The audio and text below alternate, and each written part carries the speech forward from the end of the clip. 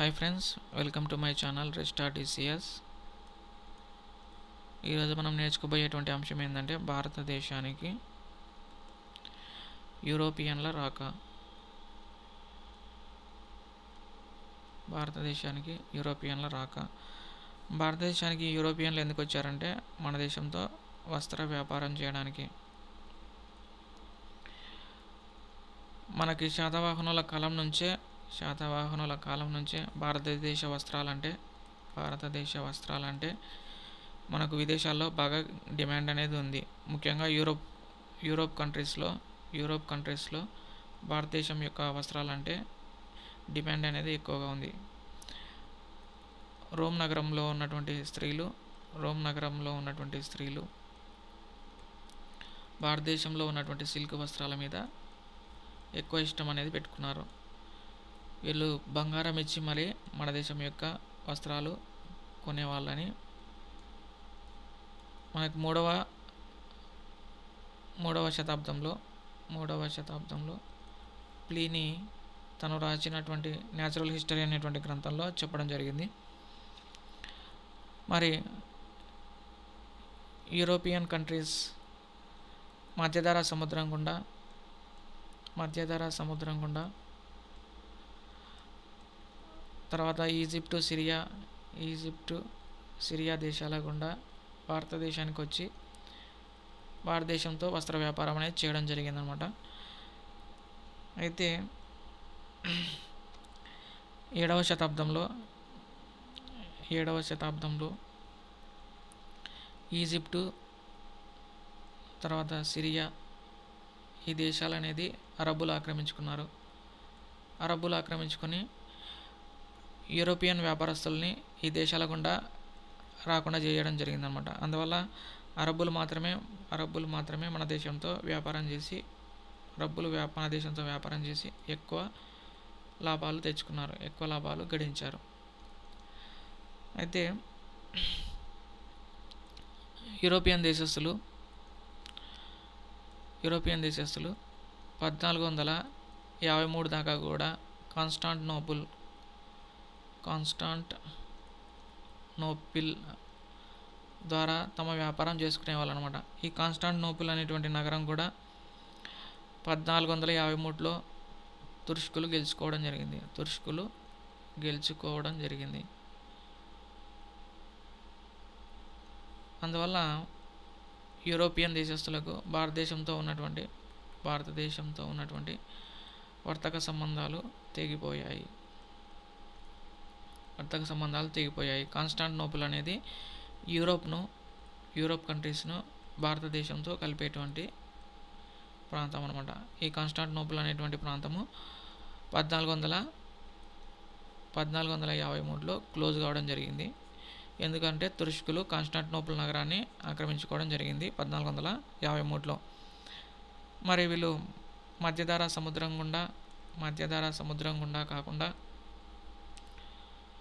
వేరే కొత్త సముద్ర మార్గాన్ని కనుక్కోవాలని వాళ్ళు నిశ్చయించుకున్నారు. కొత్త సముద్ర మార్గం కనుక్కోవాలని యూరోపియన్ కంట్రీస్ నిశ్చయించుకోవడం జరిగిందనమాట. మరి దీంట్లో ముందడుగు వేసినటువంటి వాడు ఏమంటే పోర్చుగల్ రాజు అయినటువంటి హెన్రీ ది నావిగేటర్. అంటే ఈయన ఒక నావికుడు అనమాట. ఈ విషయంలో ముందంజ వేయడం జరిగింది. పోర్చుగల్ రాజు హెన్రీ తమ దేశంలో ఉన్నటువంటి ఇతర నావికులని భారతదేశానికి సముద్ర మార్గం కనుక్కోవాల్సిందిగా ఆయన నావికుల్ని ప్రోత్సహించాడు. అయితే 1498లో ఈయన యొక్క కోరిక అనేది నెరవేరింది. వాస్కోడి గామా అనేటువంటి పోర్చుగీసు వర్తకుడు లేదా పోర్చుగీసు నావికుడు భారతదేశానికి పశ్చిమ తీరాన కాలికట్ అనేటువంటి ప్రాంతానికి సముద్ర మార్గం ద్వారా రావడం జరుగుతుంది. అంటే మధ్యధరా సముద్రం నుంచి కాకుండా వేరే మార్గంలో రావడం జరుగుతుంది అనమాట. ఇది యూరోప్ అనుకోండి, ఇది మధ్యధరా సముద్రము. ఇక్కడ భారతదేశం అనేది ఉంటుంది, ఇక్కడ ఆఫ్రికా ఖండం అనేది ఉంటుందన్నమాట. ఈ మధ్యధరా సముద్రం మీద కాకుండా ఇక్కడ వాస్కోడి గామా ఇట్లా ఆఫ్రికా చుట్టేసుకొని వచ్చి ఇట్లా భారతదేశానికి పశ్చిమ వైపు ఉన్నటువంటి కాలికట్ అనేటువంటి ప్రాంతానికి చేరుకోవడం జరిగిందనమాట. మరి కాలికట్లో ఇప్పుడు అక్కడ ఉన్నటువంటి రాజు జామరిన్నే రాజా మనోవిక్రమ వర్మ అని కూడా అంటారు. రాజా మనోవిక్రమ వర్మ అని కూడా అంటారు. ఈయన వాస్కోడి గామాకు బాగా స్వాగతం పలకడం జరిగింది. వాస్కోడి గామాకు స్వాగతం పలకడం జరిగిందనమాట. మరి వీళ్ళు 1495లో వచ్చిన తర్వాత కాలికట్ అనేది ఈ ప్రాంతానికి రావడం జరిగింది. తర్వాత కాలంలో వీళ్ళు కొచ్చిన్, కన్ననూర్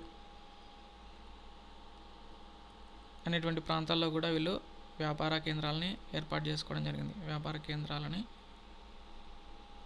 వీరు ఏర్పాటు చేసుకోవడం జరిగింది. పోర్చుగీస్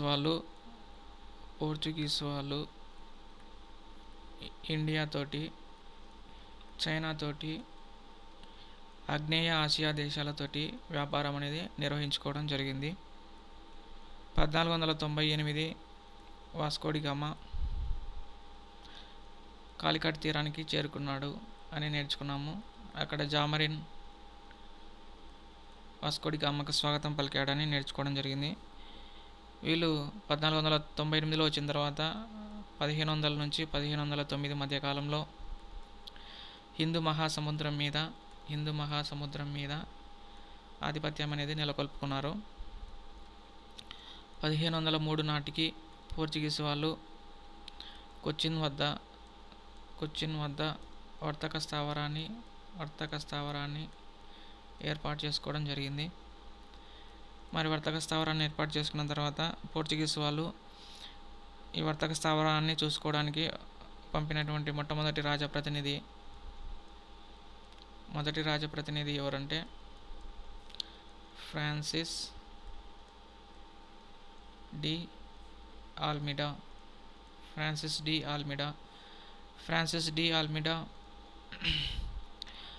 వ్యాపారానికి సముద్రం మీద ఆధిపత్యం ఉంటే చాలు అని నమ్మాడు. సముద్రం మీద ఆధిపత్యం ఉంటే చాలు అని అనుకున్నాడు. ఫ్రాన్సిస్ డి ఆల్మిడా అనుసరించినటువంటి విధానాన్ని నీటి విధానం అని అంటారు. ఓకేనా. మనకి దీంట్లో ఇంపార్టెంట్ ఏంటంటే 1498లో వాస్కోడి గామా కాలికట్ తీరానికి రావడం జరిగింది. జామరిన్ ఈయనకు స్వాగతం పలికాడు అనేది ఇంపార్టెంట్. 1503లో కొచ్చిన్ వద్ద వీళ్ళు ఒక వర్తక స్థావరాన్ని ఏర్పాటు చేసుకున్నారు. ఈ వర్తక స్థావరాన్ని చూసుకోవడానికి పోర్చుగీస్ వాళ్ళు పంపినటువంటి మొట్టమొదటి రాజప్రతినిధి గవర్నర్ ఎవరంటే ఫ్రాన్సిస్ డి ఆల్మిడా అనుసరించినటువంటి విధానం ఏదంటే నీటి విధానాన్ని ఫ్రాన్సిస్ డి ఆల్మిడా అనుసరించడం జరిగింది అనేది మనకు ఇంపార్టెంట్ అనమాట. నెక్స్ట్ ఫ్రాన్సిస్ డి ఆల్మిడా తర్వాత పోర్చుగీస్ వాళ్ళు పంపినటువంటి రెండవ రాజప్రతినిధి ఎవరంటే ఆల్ఫోన్సో డి ఆల్బుక్లర్క్. ఈయన ఆల్మిడా యొక్క నీటి విధానాన్ని తీసేసి నీటి విధానం స్థానంలో ఈయన భూభాగాలు ఆక్రమించుకునేటువంటి విధానాన్ని తీసుకొని వచ్చాడు. తీసుకొని వచ్చిన వాడు ఆల్ఫోన్సో డి ఆల్బుక్లర్క్. ఈ విధంగా ఆయన 1510 నాటికి గోవా ప్రాంతాన్ని ఆక్రమించుకోవడం జరిగింది. తర్వాత 1511 నాటికి మలక్కా దీవుల్ని ఆల్ఫోన్సో డి ఆల్బుక్లర్క్ ఆక్రమించుకోవడం జరిగిందనమాట. అయితే గోవా ప్రాంతాన్ని 1510లో ఆక్రమించుకున్నాడని చెప్పాం కదా. మరి పోర్చుగీస్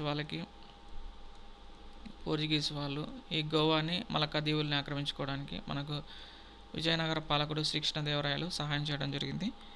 దానికి ప్రతిగా ఆయన కూడా ప్రతిఫలం పొందడం జరిగింది. శ్రీకృష్ణదేవరాయలు స్నేహ సంబంధాలని కోరుకున్నాడు అనమాట. మనకు దీనిలో ఇంపార్టెంట్ ఏంటంటే